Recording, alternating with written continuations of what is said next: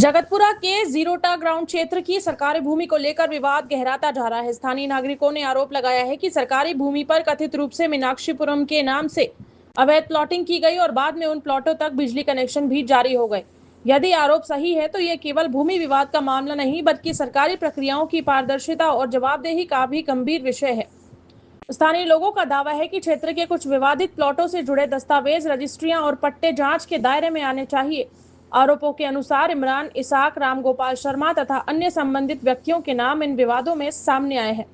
इन आरोपों की स्वतंत्र रूप से पुष्टि नहीं हुई है और संबंधित पक्षों का पक्ष सामने आना अभी बाकी है।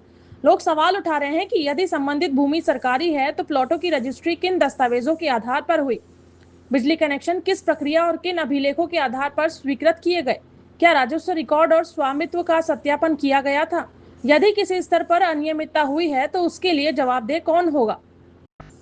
स्थानीय नागरिकों का यह भी आरोप है कि कुछ दस्तावेज एक ऐसी गृह निर्माण सहकारी समिति से जुड़े बताए जा रहे हैं जिसकी वैधता और स्थिति की भी जांच होनी चाहिए। यदि इन दावों में सच्चाई है तो यह आवश्यक है कि प्रशासन पूरे प्रकरण की निष्पक्ष जांच कराए और तथ्यों को सार्वजनिक करे। इस पूरे मामले में संबंधित विभागों और जिन व्यक्तियों के नाम आरोपों में लिए जा रहे हैं उनका पक्ष प्राप्त नहीं हो सका है। उनका पक्ष उपलब्ध होते ही उसे भी समान प्रमुखता से प्रकाशित किया जाएगा। अब सबसे बड़ा सवाल यही है कि क्या प्रशासन इन आरोपों की निष्पक्ष जांच कर सच्चाई सामने लाएगा।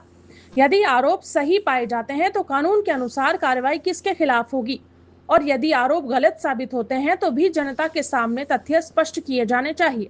जयपुर से ब्यूरो रिपोर्ट।